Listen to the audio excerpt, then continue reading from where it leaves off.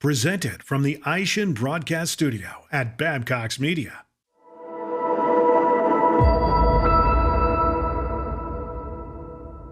Welcome to Dealer Insider, the video series that touches the automotive dealer market. I'm Kyle Alexander, and joining me today is Ryan Rohrman, CEO of Rohrman Automotive Group. Hey Ryan, thanks for taking the time to chat with me today. Yeah, Kyle, thanks for having me on the show. Looking forward to our conversation.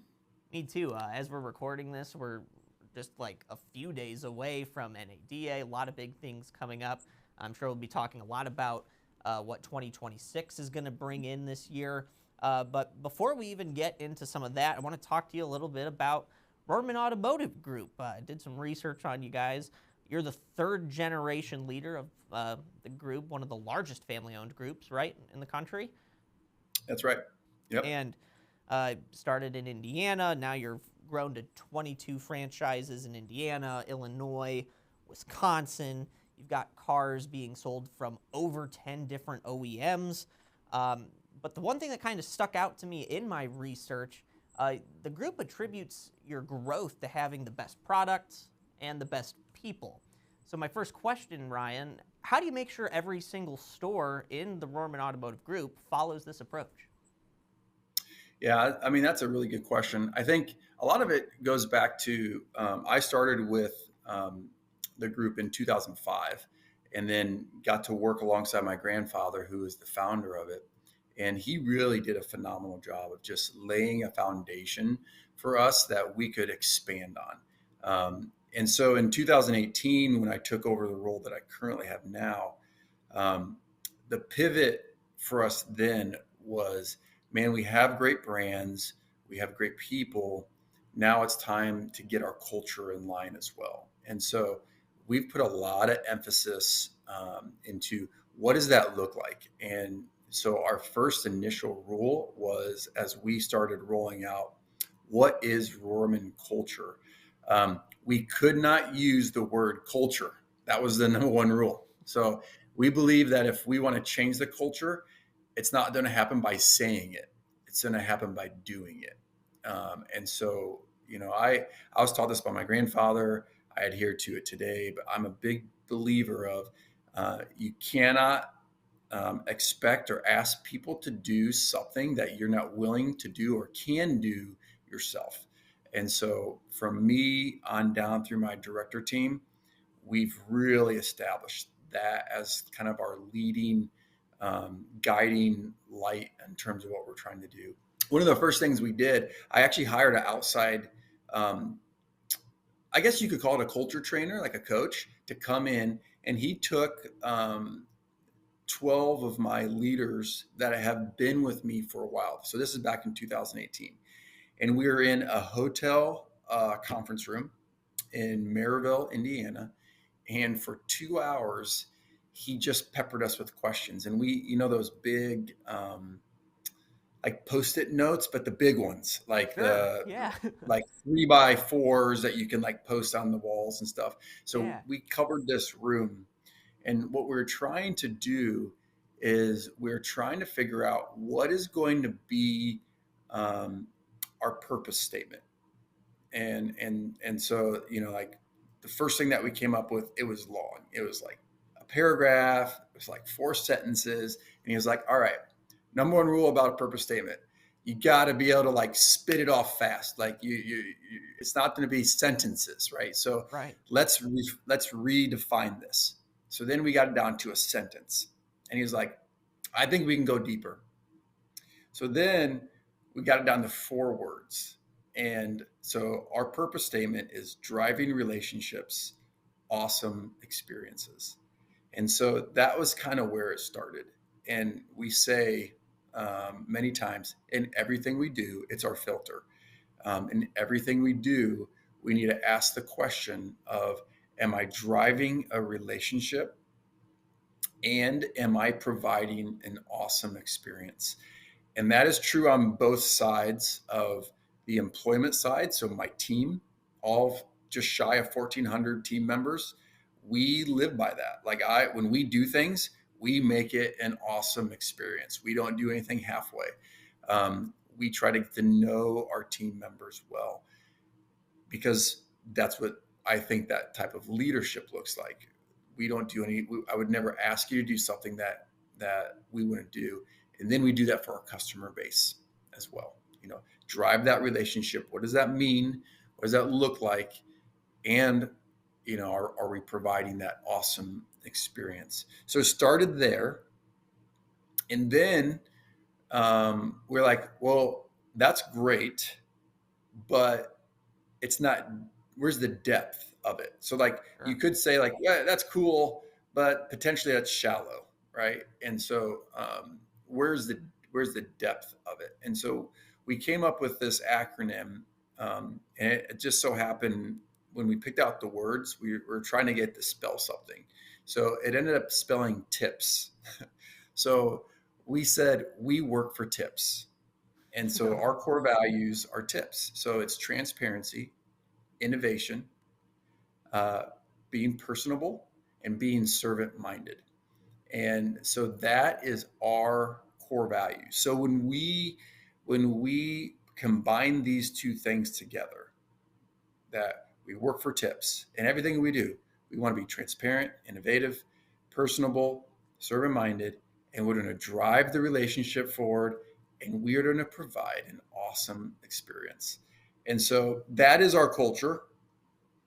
And so I'm sorry if I'm long winded on this answer, but It's all good. your actual question of, well, how do you know it is high touch points? And so I know that the trickle down effect does not work. And what I mean by that is if I just meet with my GMs only and say, guys, this is what we want to do. This is an example. This is who we are, blah, blah, blah, blah, blah, right? If I go into the stores the very next day and I grab a sales manager or I grab a salesperson and say, hey, what did your GM talk to you about from the meeting yesterday? My expectation is they have no idea. So I run our high touch points based on that expectation of, hey, if you're a phenomenal leader, you're going to trickle stuff down. And that's great. And we really do ask our team members to do that, but I can't depend on that. So Sure. it's how do I get in front of our 13 to 1400 team members and really speak this into them. So, we build out a pretty robust, we call it training. Um, we started in 2020. We started a full training program, and so this year in 2026, we will offer 11 different training sessions Wow. um, That's this great. year. So we do take December off in terms of it's just tough with the holidays and getting people to travel and stuff like that. Right. And so through those sessions, there's different reasons why you'd be at each one of those sessions, but no matter what, there's 4 sessions annually that we touch every single employee um, in, and we sprinkle in everything. So we'll normally start with everyone together, and then I'll do something. So like I might share a challenge, like I just did a challenge for the year. I always like to start the year off with like a mental outlook for the year. So this year I did an equation. So this year our equation is greater people plus consistent process equals an awesome store. And so I try to tie in like the word awesome. It ties into our purpose statement. Um, and we're really leaning into that this year. Um, I came up with a program right around 2019. It's called the Infinite Pursuit. It's a KPI program for every single um, management level that we have inside the store. Um, and so we drive consistency through that program. So that's our consistent processes. Sure. But we said greater people because we already have great people. So what does it look like to get you to the next level of greater? And so I spent some time talking through that and just sharing my mindsets and like the outlook of what I think that's going to be for the year. We normally have like a little sticker that we pass out, and you can put it on your water bottle, you can put it on your laptop, and we do that every year. Like one year we had own it. Own it was our mentality for the year. Like in everything we do, we're going to own it, right? And so we've had one. It's called "Stay in the Rough Waters." Like I had a mission around that. It's so that's like an example of some of these sessions that we do. Yeah. And then after that, like I'll speak for like 10 to 20 minutes, and then we'll break out into like service advisor, service manager, parts manager, sales manager, so on and so forth, like sessions uniquely built for you. So we do that 4 times a year, and we'll do that 6 times inside of a month. So we'll put that on 2 times in Chicago, 2 times in Lafayette, and 2 times in Fort Wayne, so that every single employee can cycle through it. Yeah. Um, and so on and so forth. So that's how I know that our culture is working, because it's high touch points. It's Sure. and I many times I'm just like, what is our purpose statement, team? And they know it. Like they yell it back at me, because we talk about it a lot. I mean, I think if you're not talking about your values and what's driving you forward, your team's not going to know. Absolutely. Lots of great info there, and a very cool way of running your dealership group, the Mm. Rohrman Automotive Group. Lots of awesome touch points, it sounds like, for everybody working for you there to get involved and keep pushing the brand forward. I want to touch a little bit more on what I can at least see is part of your purpose, and that's charity. Well, last September, you Mhm. presented a big donation, over $38,000. Your team did this at the Indianapolis Motor Speedway, which is cool, for Hyundai Hope on Wheels, excuse me. And that Yep. represents, I believe, 850 Hyundai dealers across the country. Yep. What led Rohrman Automotive Group to help this initiative? And then how has charitable work become part of the Rohrman Automotive Group like operations per se? So great question, and I'll try to keep this story short. All But good. I mean, it all starts with my grandfather. Truly, he had a big heart for people, and so it started there. He partnered with many local charities and just opportunities to give back. Like so, like the high school he went to, like we have the Rohrman Center for Performing Arts. He jumped into that. There's he really loved kids and he loved schools. So you'll see a lot of our impact is on schools and charities around kids.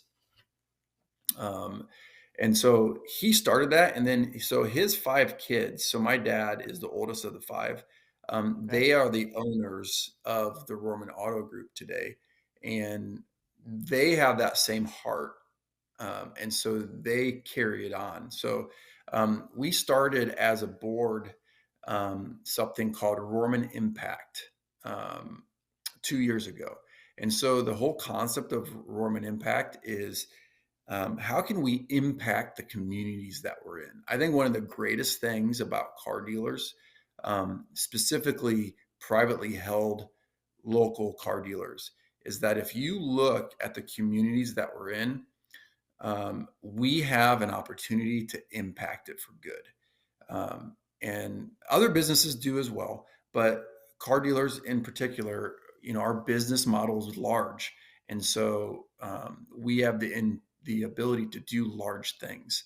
And Absolutely. I encourage, any privately held, I mean, even Publix, but it's just when you go and you watch your kid's baseball game, you normally don't see the public. I've never seen AutoNation on a baseball jersey, but I've seen dealers in every community that we're in on the back Right. of a kid's jersey. And we got to Yeah. continue. We have to continue to do that. It goes a long ways, and it impacts the communities that we're in. So, um, what we decided as a team is we did 4 really big initiatives in 25. And so that when I say initiatives, almost $100,000 each one um, we gave to a charity. On top of that, we gave each store a a pool of money that the GM doesn't have to use, but they could use to do impact in their community. So it was our first really year of leaning into like past just writing checks and actually saying, hey, can we get some boots on the ground? So I'm proud of this number. It doesn't seem big, but we in 25, we had over 400 hours donated of Wow. just our employees' time giving back, whether it's like feed my starving children. We did stuff with soup kitchens. We did stuff with um, an organization that just helps clean people's yards up and like moat. But I think we were painting fences. And so across the board, we did over 400 man hours. And again, first year, I have a funny feeling that in 26 we'll get well over 1,000 man hours That's now that people great. can see what we're doing. Yeah. Um, Amongst other things. So our big partnerships were with the uh, Leukemia and Lymphoma Society of Indiana. We passed out just shy of $70,000 to them in April. We partnered with humane societies across the three regions that we're in total, we passed out about that same amount of money, right around $68,000 to them. Awesome. We partnered with in September, it's Childhood Cancer Awareness Month.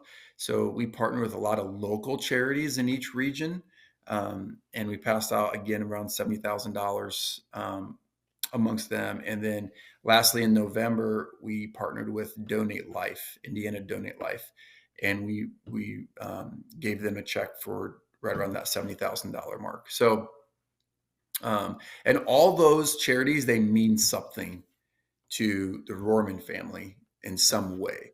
And so, yeah, I mean, it's super encouraging to be a part of that, and the staff loves it. We don't count man hour days. We don't count that against time off or personal time. We give those if you want to serve. We give those as free days, basically. So we just encourage it, and so we branded that as Rohrman Impact, and the whole heart behind it is still our purpose statement, right? Driving relationships, awesome experiences, and we want to impact the communities that we work, live, and play in. So. That's great to hear. That's a lot of very cool stuff. So many cool initiatives being helped there. And yeah, that's just great stuff to hear. Uh, mm, Ryan, I kind of want to shift gears here a little bit. Let's talk about the auto dealer industry kind of as a whole. You know, we're right sure. at the start of 2026. Last year in 2025, tons of industry shifts. You had tariffs, you had some EV pivots, technology shifts, maybe some focuses on data ownership. Looking ahead to this year in 2026, what's one industry transformation that you and Rohrman Automotive Group are already planning and preparing for? I mean, I think the first thing that came to my mind when you asked me that question is around data.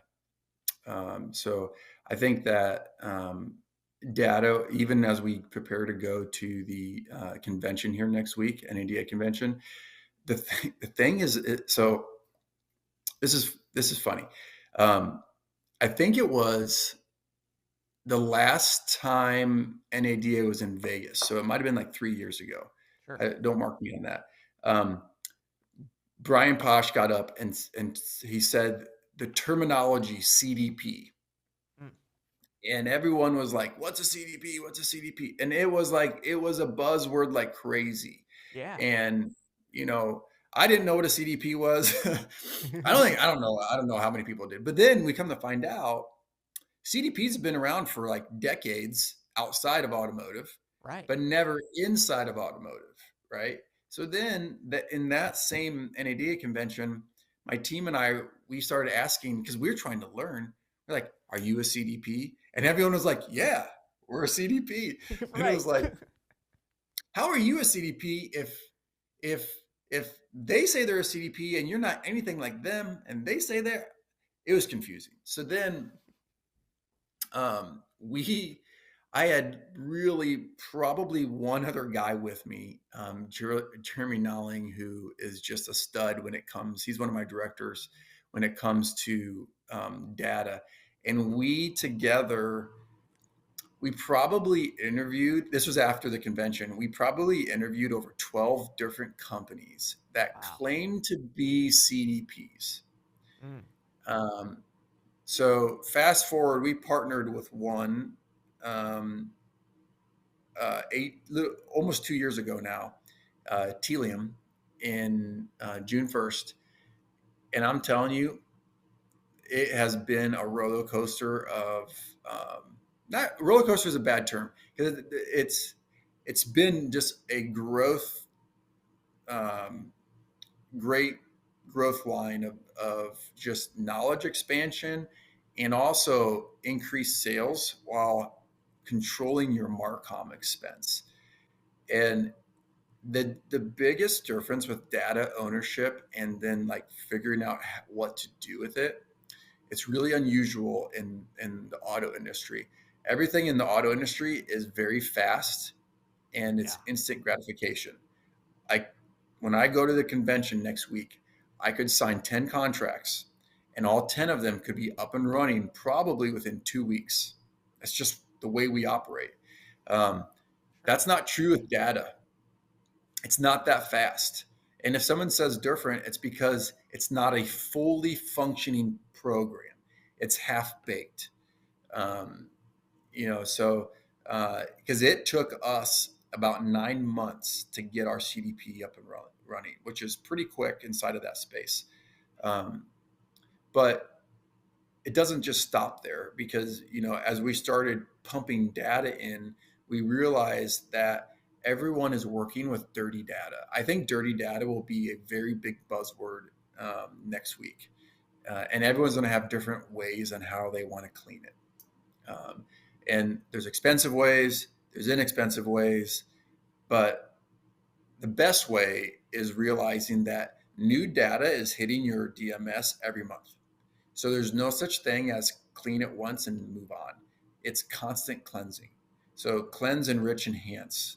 Those are the terminologies that any dealer should be looking for. So some data is just dirty and you need to cleanse it. Some is halfway there. The name's right, the email's not correct, and the phone number, maybe the last two digits are switched around.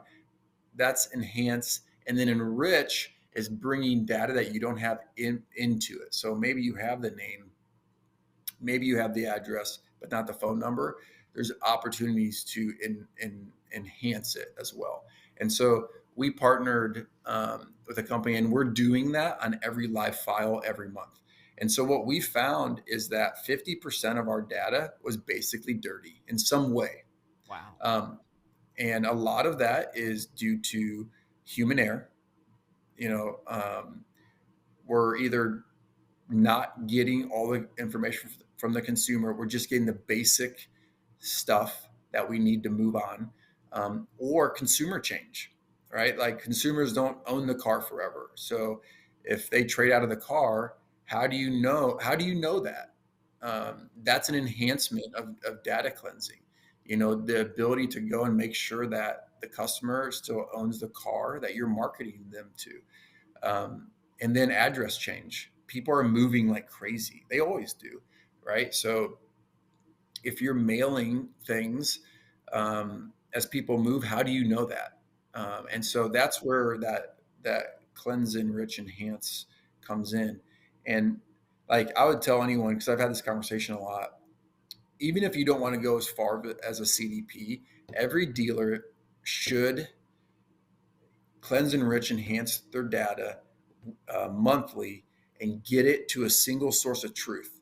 So you can't push back data into a DMS. The DMSs won't let you do that right now. Maybe someday, but not right now.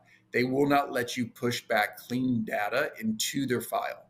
So you need to get it somewhere. So we partnered with Snowflake, which is just a data lake company. There's a lot of them out there. Very cheap. Data lakes are not expensive. And it's a place that we call our single source of truth. And we can cleanse, enrich, enhance, and we push everything there. So all our Marcom efforts are now pulled out of our data lake. So we know from an efficiency standpoint that our Marcom is super efficient.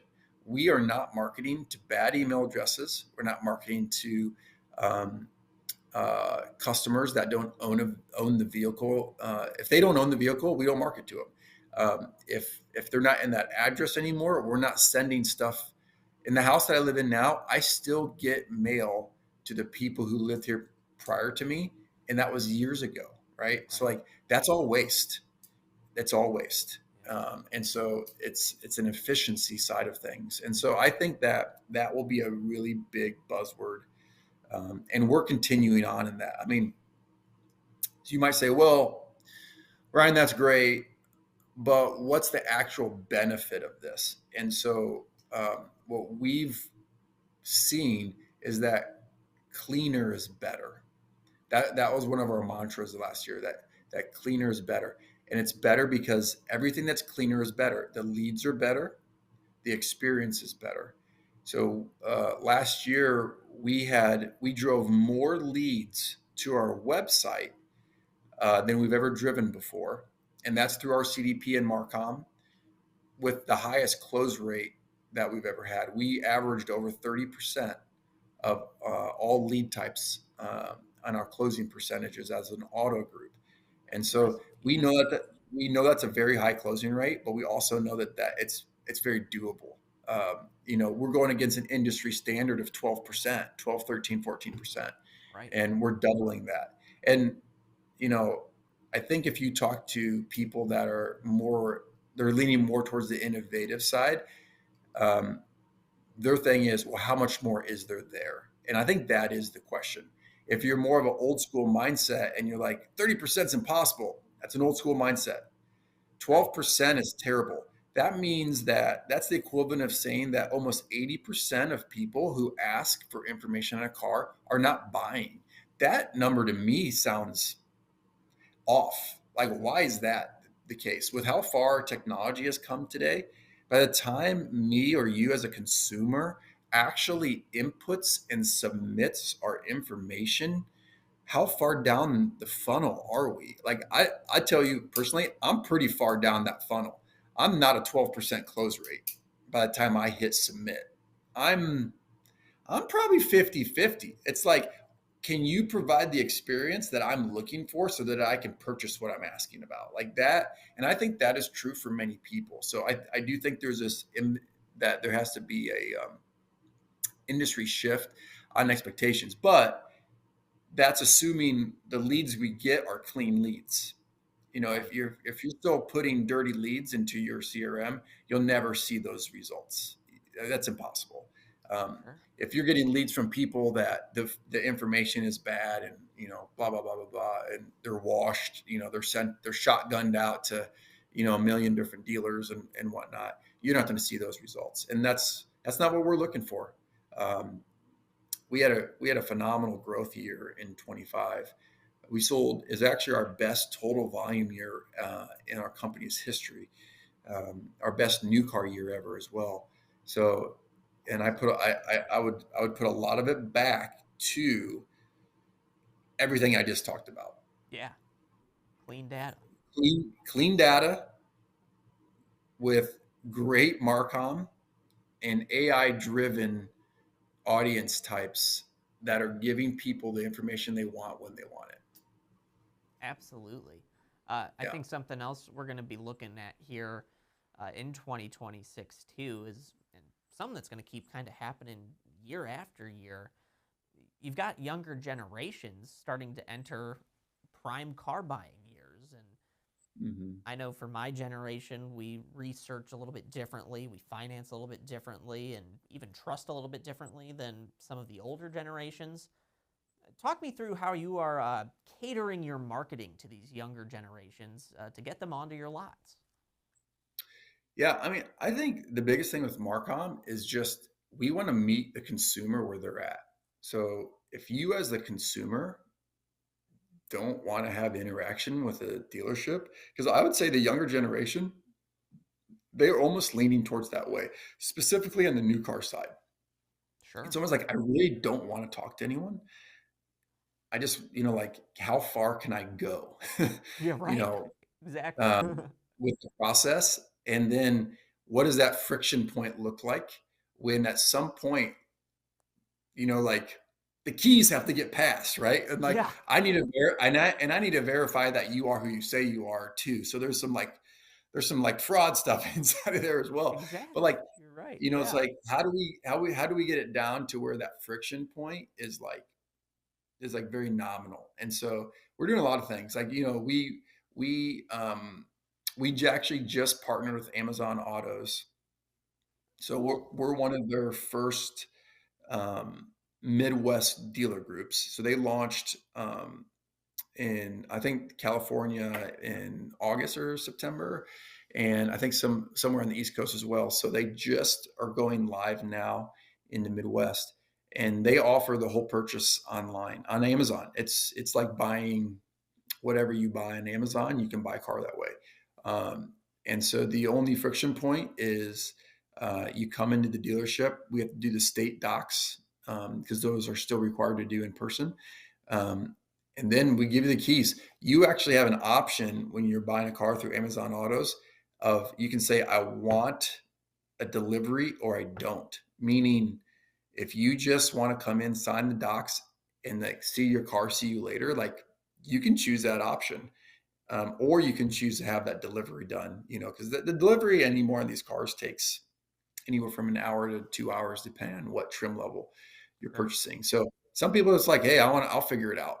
And it's like, okay, like if, so I think it's, to answer your question, we're going as far as saying, if you want to buy a car on Amazon and like not even come into a dealership potentially, the only thing you have to do is come to the store to pick the car up. It's not a delivery service. Um, so, and then you have people on the full opposite side of that spectrum that um, they want test drives and they want to sit down and negotiate, and which is fine. Like we do that, because I really think anymore, a lot of the training that we do, we don't really train on like negotiating anymore.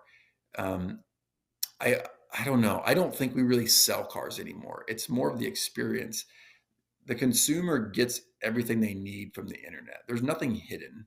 They know what the price of the car is well before they get to the store. If they want to come in, if a consumer wants to come in and try to get another couple bucks off, that's fine. We normally don't make that a massive like barrier. It's more or less, it's not about selling the car today. It's about, was your experience good enough for you to come and do it on your next purchase? And you know will you send your friends and family in, to experience that same experience that you just had with us? So that's our mindset, at least. So it's meeting people where they are at on their purchase journey, because everyone's different, like, and everyone wants to experience it differently. Ryan, this has been so insightful. Lots of great stuff covered here. One last quick question for you. Is Sure. there just anything else you want to add about your outlook for this coming year or Rohrman Automotive Group as a whole? This cold snap that we got in is, hate excuses. My grandfather, he never let us do excuses, but I do think that when we drop into the negatives, it definitely slows us up a little bit. But that being said, I think this year is going to be really strong in sales. I think we're going to see a continued compression on front end profitability. Um, but I think demand is there to drive the volume up. And so, I think that this year will feel very much like a 2018 or 2017 year, um, which is fine. That's more normalized than the last 6 years, of the car business. So I love a volume mindset. We are all about that in our group. So it's not about the one, it's about the many, and we want to sell as many cars as possible. I remember I always when I'm training with salespeople, I'm always like, if your mindset is not, I want to sell a lot of cars, it's the wrong mindset. If you're focused on what's the gross on my one car deal, that's not the mindset that I adhere to. It's, how can we sell a lot of cars? Because that's a lot of fun versus that one. So I think this year's going to be really strong. I think that we're going to continue to see incentives come on new cars that keep driving those rates and payments down. The cars are getting more expensive. I mean, that is definitely a true thing. You can't not talk about that. The tariffs are affecting prices, and we don't know fully what that looks like. Besides, yes, prices are going up.